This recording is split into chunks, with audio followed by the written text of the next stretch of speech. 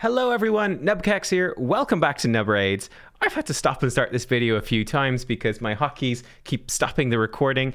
I'm recording this in Photoshop, of course. We're having a little bit of fun with one of the patented Photoshop Nubraids tier lists, top production quality as always. Big shout out to Chosen as well, who actually threw together this graphic, which I thought was a really beautiful way of presenting all of the guaranteed summon events that we've had in the game. I made one little addition. I think my addition as well blended in seamlessly to the quality that Chosen put together here. But yeah, I want to rank these in terms of how good overall I thought the events were. It's certainly a little bit subjective. It's kind of hard to decide on the criteria, but broadly speaking, I want to consider the shard cost as being important, right? For example, some of these guaranteed events had really low shard costs, like Vizier for 111. So that will factor in, on top of how useful these champions are. The shard type is going to matter. All of that coming together to really sort of rank, in my opinion, how good these events were. Let's say imagining a player that's, I don't know, let's say 8 months into the game, they're able to save up some shards to actually take part in these events. How good would these champions be to help them progress throughout the game? Something like that. So let's dive in. Let's give it a go. Countess Lix is up for, oh my goodness, what have I done? I selected the wrong selection tool. Of course I did. How did I manage that? I don't know. Countess Lix, first up. I definitely think a mark against Countess Lix for me. This is in March 2021 for 150 Ancients. This was the first event, which in itself is not a negative, but this was not heralded, right, by any pre-warning. There was no news in advance really to let us know about this event. It just kind of dropped in the game. And that for me is a big downside because at that time, what sort of players would have 150 Ancient Shards? Either you were someone that was way advanced in the game and you could afford to save, or more realistically, you had to buy them. And I think that for me is a big mark against it. In fact, it's a kind of a mark against a few of these different events, to be fair. I won't hold it against Countess Lix too much. Certainly it's difficult as well. March 2021, Stone Skin didn't exist. I think this champ was very good in Arena. I do think that she doesn't fit quite as well at all into the current Arena meta where you've got Stone Skin and Bolster, etc, etc, etc. I think she's all right. I'd put her in the B tier. I think is probably the fairest place overall to put Countess Lix, which means that, you know, it's not a must-have. I think if you had enough shards, it might have been worth going for her, and if she would fit really well with your account. But there's plenty of champions that bring control in Arena. She does a good job of it. She's certainly not useless, which is what the C tier is, but not an essential. I don't feel like she was an essential. Next up, we have Helior. I think Helior this is a tricky one to rank. Like, I think he could have some potential, but on the whole, I think this guy was definitely a big disappointment. This is June 2021, the first one from Sacred Shards. Helior, I'd honestly put him in the C tier. He's not terrible in terms of his toolkit. I found the biggest problem with this champion is he is just so stat hungry. He needs so many stats. Unlike Countess Lix, he does benefit from Stone Skin, I will say that. And he's perhaps not entirely useless, but I just think the fact that he needs tons of defense, tons of resistance, crit rate, if you want him to do any damage and put out a shield, crit damage as well. He's a bit situational with how his passive works. Yeah, I don't know. I could definitely see myself moving him up a bit. He's very good against Nether Spider, for example, but there's plenty of other champs that do similar stuff, and I just feel like he's too stat hungry. Next up then, we have Ursula the Mourner. 15 voids for her, and I think this is actually a really good event. I actually think Ursula for 15 voids is excellent. I'm going to put this up in the A tier actually, and I see my tiers don't quite work, but that's okay. That's okay. They're slightly different sizes, of course they are. But Ursula the Mourner, June 2021. I think 15 void shards for an epic is actually quite a reasonable deal. That's a good deal. And yeah, I think that Ursula is a great champion. She's great for Hydra now, so that would be a big difference. Obviously, that wasn't a factor back in June 21. But great Hydra champ, great progression champ, good for Doom Tower progression. I think just overall, this is a great deal. Arguably even S tier. But I'm going to save S tier for like the best of the best, right? The best of the best. So let's save it for the best of the best. Oh, wow. Speaking of best of the best, I'm actually going to give this one a very high ranking. Geomancer for 40 Ancients. I am actually going to put this up in S tier. I'm actually doing it, which I think is kind of crazy. An epic guaranteed champion actually goes into the S tier. Now, I think it's pretty simple.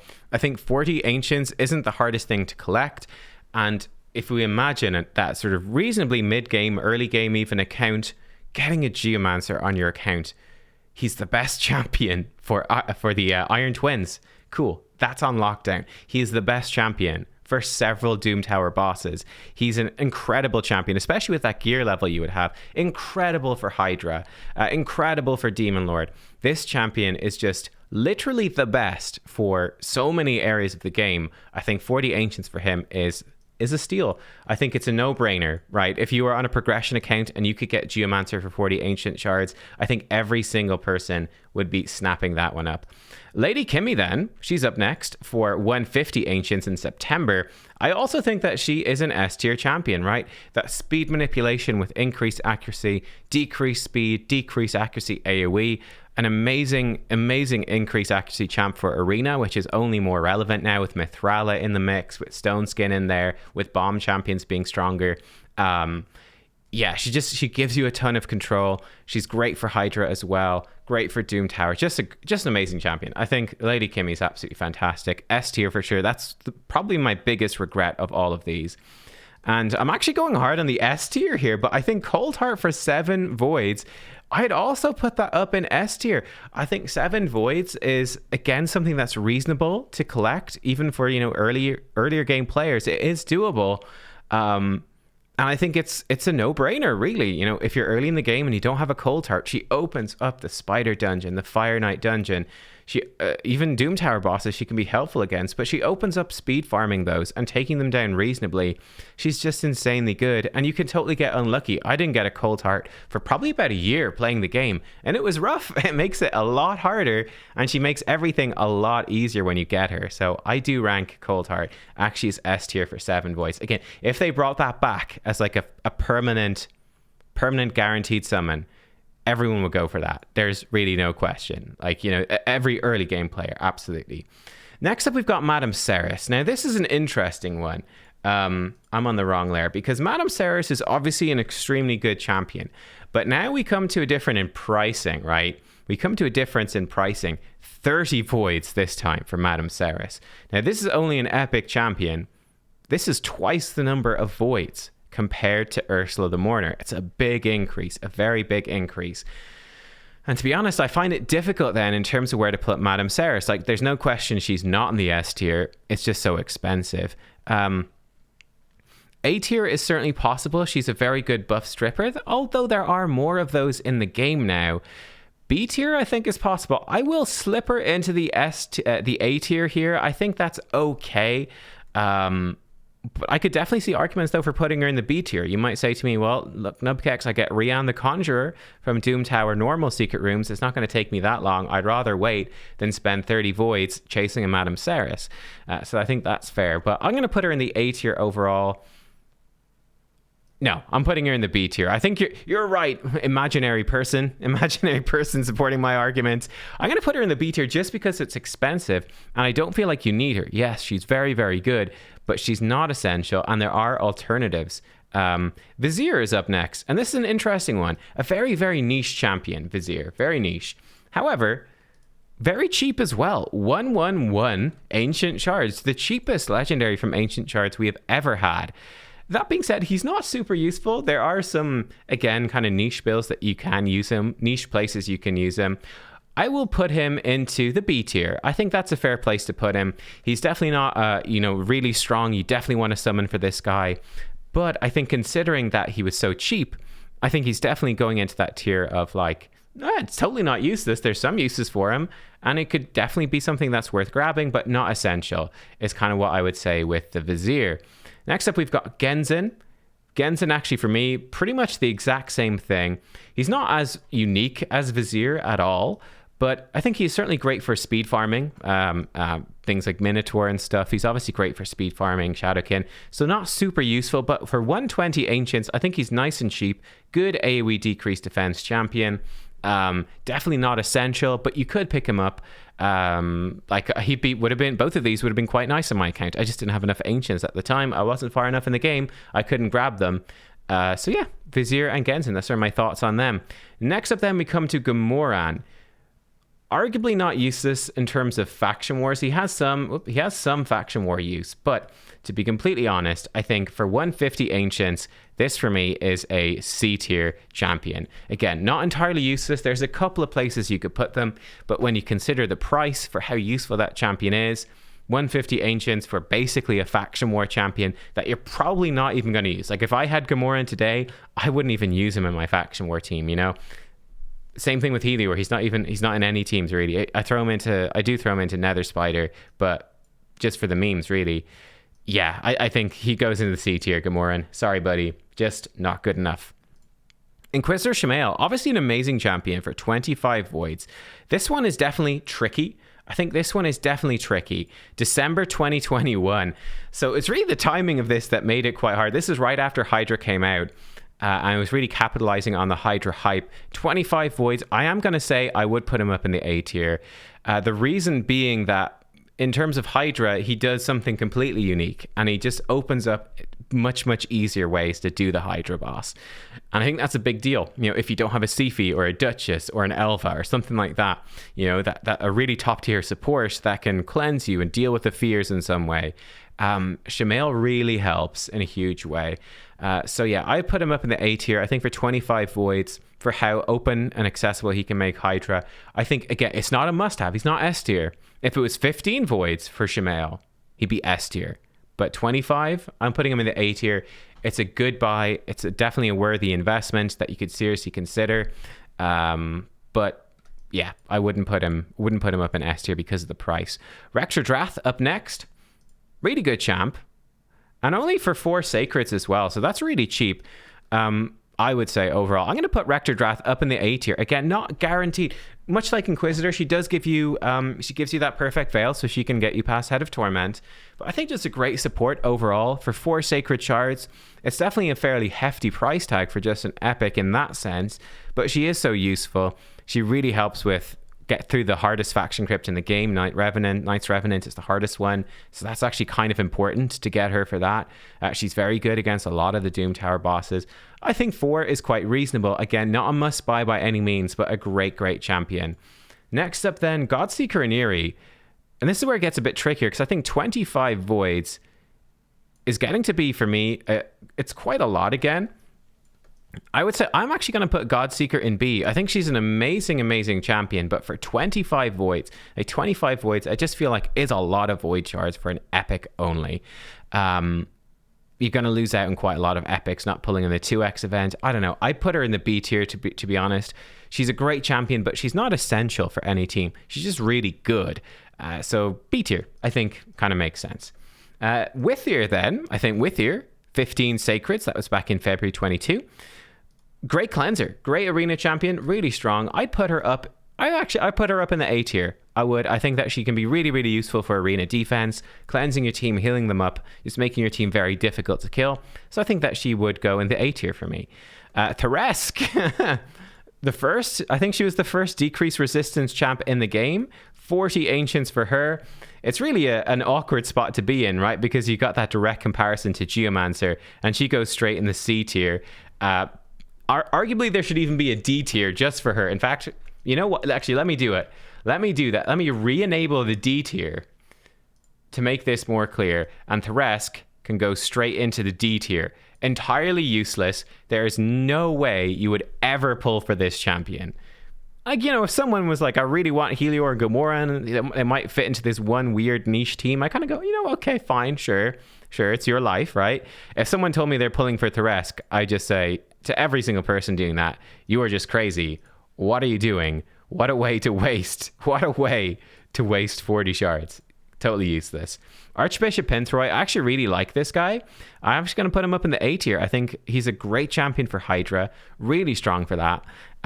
Extremely underrated as well. I'm rating him a lot higher than I think most people would put him in the B tier, to be honest. I think a lot of people overlook this champion. I think he's fantastic. He's very like Ugo, if you've got Ugo. So if you've got another source of decreased defense, Archbishop is well worth considering. Fantastic champ. Pairs very well with Lydia, actually. Great champ. I really like him, so I'm putting him up there. Ooh, I'm going to offend more people again. Excellent. Kyoku for 15 sacreds. I think Kyoku is super overrated. I'm going to put her only in the B tier. Yeah, only in the B tier. Like, yeah, she's a decent. She's actually not more. She's more than decent. She is a great ally protection champion. But I feel like she's just not super useful, to be honest. I feel like there's others that just do the stuff better. It's just a question of where do you use her? You can use her in Demon Lord Clan Boss, and she can be very good there, but it's very difficult to speed tune her. You need very specific teams. So that's a mark against her for me. And then in Arena, I think... I mean, maybe back in April, but even then Stone Skin was coming into the meta. I just don't feel like she's that relevant. You can just end up stripping their buffs, blocking their buffs, killing her. I just feel like she's very easy to bypass. Kyoku is absolutely not a champion that I would be scared of facing on Arena defense. Yeah, she's just not that scary. Effectively, it's just ally protection on her team. The passive is okay, but no, I just don't think she's good, honestly. I think with how the meta has changed, I think she's really overrated champion. Really overrated. Riho's up next. 90 voids. It's definitely, I'd say, probably a point against Riho, much like Countess Lix, being the first. It's sort of a point against Helior as well. With her, I think, though, that Riho still has to go in the A tier. I think 90 voids for Legendary is actually, it's pretty darn good, actually, considering that Riho's great cleanser as well. Perhaps not super crazy useful late game, right? There's there's plenty of cleansers in the game, but she does a really good job of it. I think she's definitely great for Arena. I think she's a good, solid champion. Again, not a must-buy, not a must-have at all. You can definitely do without her, but I think she's a great one to have and could be well worth the investment. I do regret not being able to get Riho, actually. That would have been quite cool to get Riho. Raf Matab, cheap, 120 Ancients in May.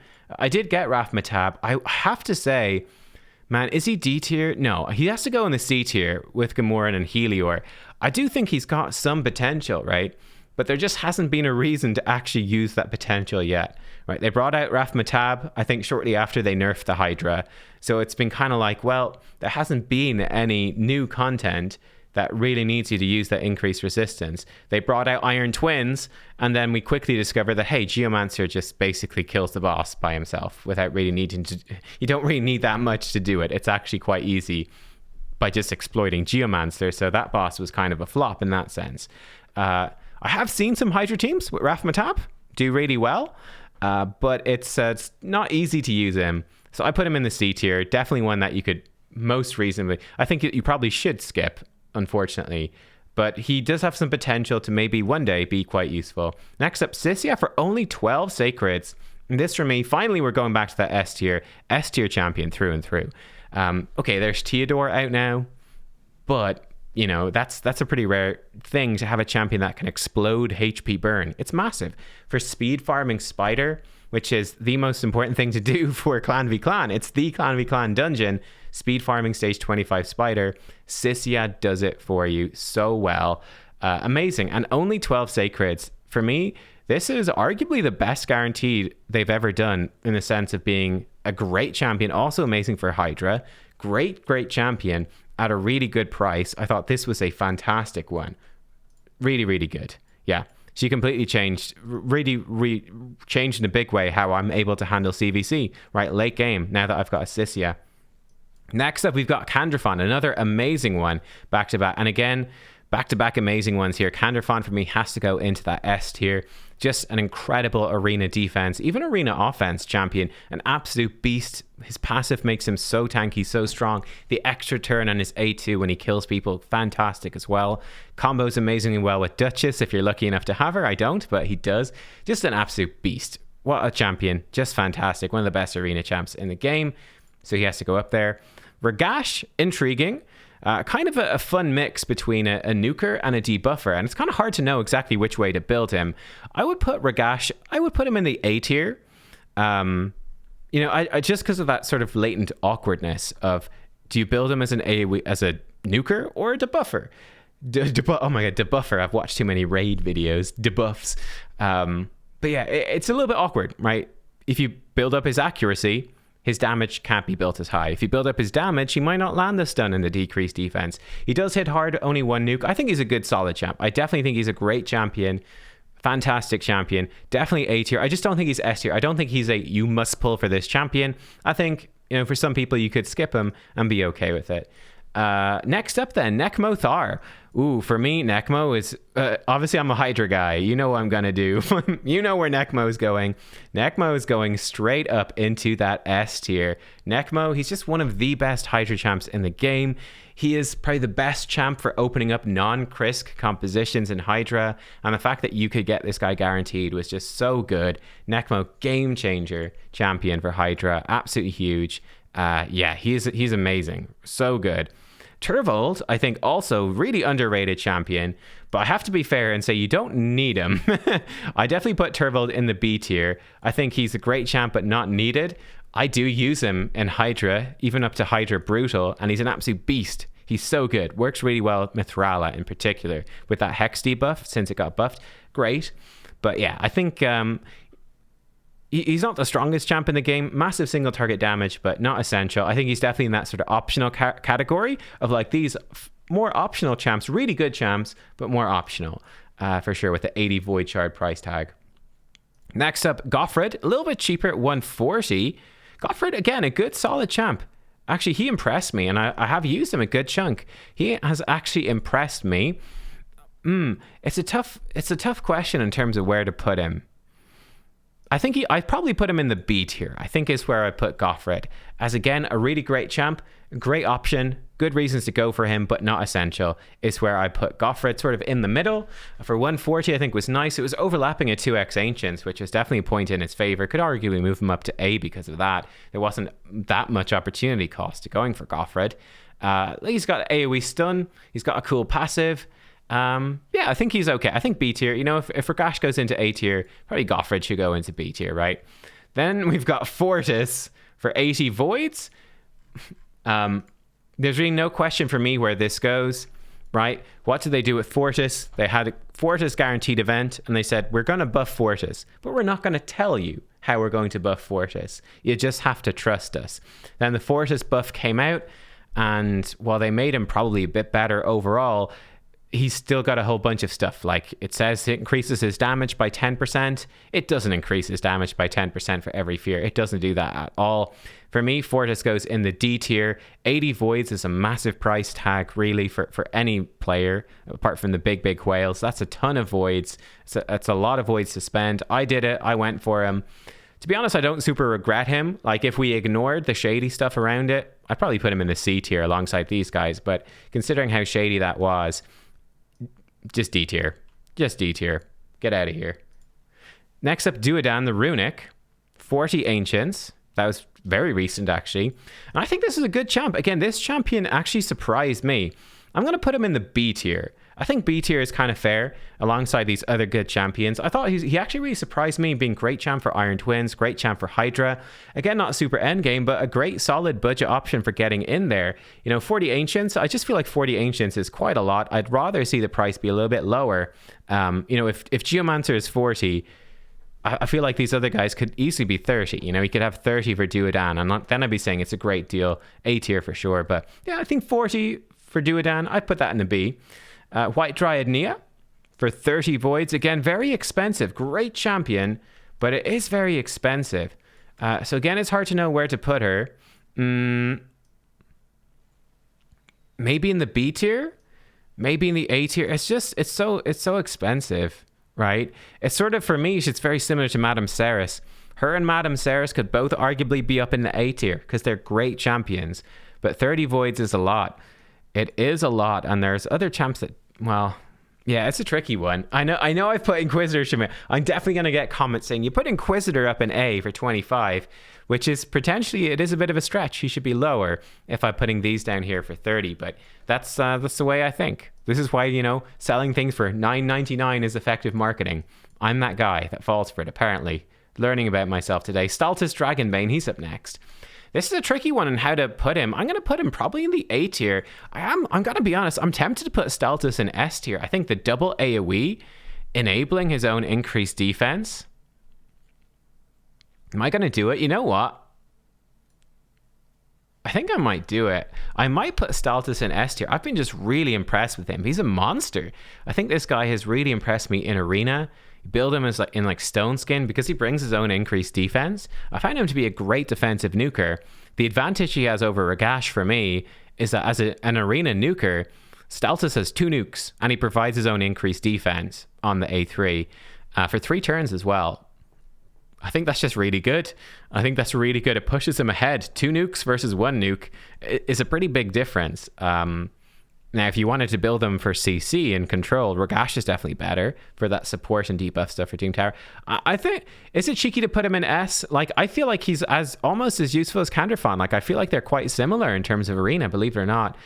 Maybe that's a bit crazy, but I think he's just really good. The double nuke for me, I'm valuing him. Maybe it's just because he's new, but I'm valuing him high. But I've been really impressed with Staltis. I've been loving him. And then next up, we've got Elva. And this one is tricky.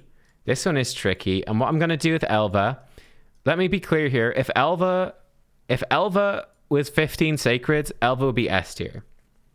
But seeing as she's 20 Sacreds, I'm going to put her up into the A tier just because she's so expensive. It's so expensive, and that is a factor here. But I think in terms of strength, I think she's certainly S tier in that sense. But yeah, so it's a tricky one. It's a tricky one to rank it. So let's move this stuff out of the way. And this is how the tier list looks at the end. Let me see. Do I want to move anyone? Am I happy with how they look? S tier, we've got Geomancer, Lady Kimmy, Coldheart, Sissia, Kanderfan, Nekmothar, Staltis. I definitely think people will disagree with Staltis the most. I think that the rest, I think most people would agree with that, to be honest. I think that's pretty fair. All of these are game changers in one area or another. Geomancer, so many areas. Coldheart in those dungeons. Sissia for Spider. Candy and Staltis for Arena, Nekmo for Hydra, Kimmy for Hydra, and for Sissia for Hydra as well. Kimmy for Arena though. So yeah, I think they're pretty game changers. The A tier, again, all great champions with decent enough deals. I think Riho coming unannounced for 90 is the one that's a bit of a stretch there. Elva being a great champion but a terrible deal. Definitely Ursula stands out to me. This is old, back in June 21. 15 voids for an epic. I think that's great. That definitely pushes her up for sure. Like, I mean, for example, if I could choose, let's say Nubkek's new account, you can choose either Ursula or White Dryad Nia. Which one would I go for? It might be more of a tough question, but because of the price, Ursula goes higher. Yeah, and then maybe Inquisitors, maybe ranked a little high, maybe Rectors ranked a little high, but I think overall that looks pretty good in terms of the effect they'd have on your account. B tier then, the more optional ones. I think most people would disagree with Kyoku, Madame as being pretty big ones people would disagree with. I'm not sure about the epics and their price tag. Let me know about that one. I'm curious. But I know that Kyoku's a lot of fans. I just feel like she's B tier through and through. 15 Sacreds for a champion that you may not even use. Basically, that's how I feel about her. You may use her for a while, then you may stop using her. Yeah, and then C tier, like I said, some potential, but nah. And then these ones were just really bad. So there you go. That's my ranking. I'm curious what yours is. I don't know. I'm not taking it too seriously. We'll see though. This is a little bit of fun. This is fun. Yeah, I'm enjoying this. Thank you for watching. I hope that you enjoyed watching the video and it was at least thought provoking. I'm curious what your rankings would be. I could easily see people really moving this around a lot because, of course, a big part of the value of these champs depends on what they do for your account and where they come in. So yeah, there you go. Thanks. I hope you enjoyed it. I'll see you all next time. Goodbye.